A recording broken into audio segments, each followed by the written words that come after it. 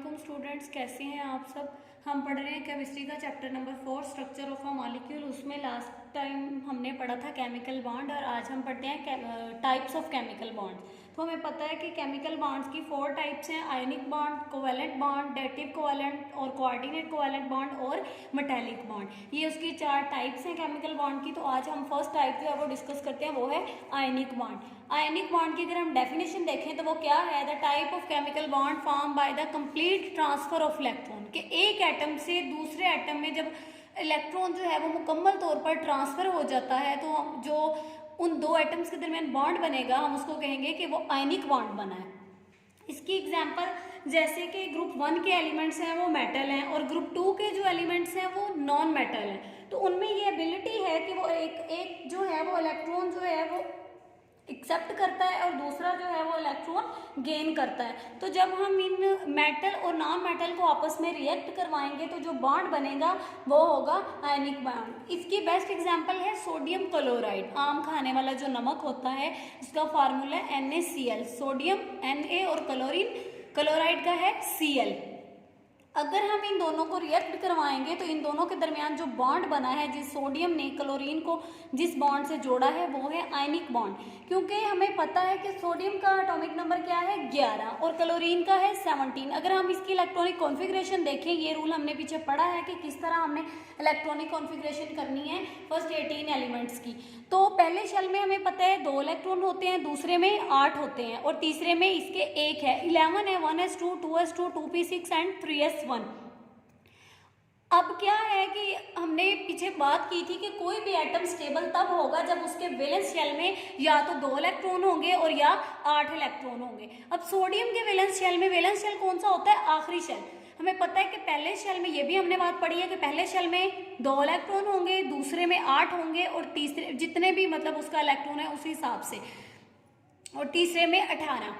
अब इसके पहले शेल में 2 इलेक्ट्रॉन है, मीन्स पहला शेल कंप्लीट है। दूसरे शेल में 8 है, 6 और 2 8, मीन्स के वो भी कंप्लीट है। अब थर्ड शेल में आ गया 1 इलेक्ट्रॉन, इट्स मीन कि अब 1 इलेक्ट्रॉन की कमी है। अगर हम इसको 1 इलेक्ट्रॉन और देंगे तो ये स्टेबल हो जाएगा, डुप्लेट रूल को फॉलो करेगा। इसी तरह क्लोरीन देखें, क्लोरीन का एटॉमिक नंबर है 7। इसकी इलेक्ट्रॉनिक कॉन्फ़िगरेशन देखें तो 1s2, 2s2, 2p6, 3s2, 3p5। अब क्या है, इसके पहला शेल कंप्लीट है, दूसरा भी कंप्लीट है, लेकिन तीसरे शेल में अब इसके 5 और 2 7 इलेक्ट्रॉन्स है।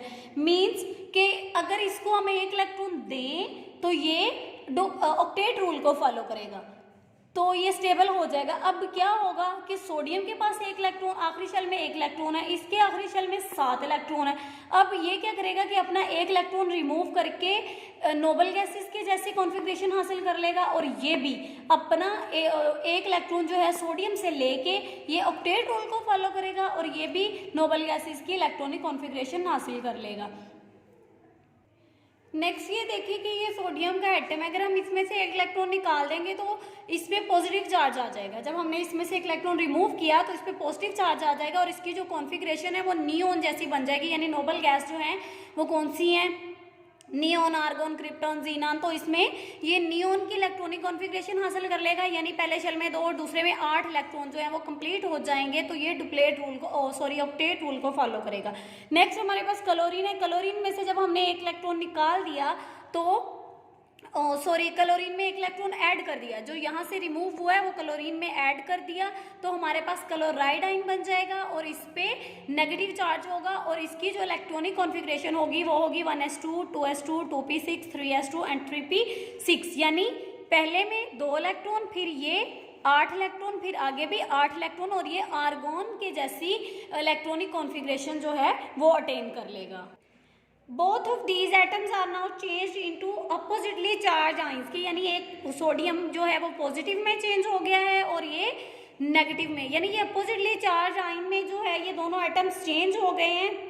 और ये अपने आप को स्टेबल किस तरह करते हैं कि दोनों जो एटम्स हैं they stabilise by themselves by combining with each other due to electrostatic force of attraction between them। अब ये दोनों एक दूसरे को किस तरह स्टेबल करते हैं कि इनके दरमियान जो इलेक्ट्रोस्टैटिक फोर्स है, ये मेन बात है इसमें, ये आप लोगों ने हाईलाइट करके लिखना है ब्लैक पॉइंटर से।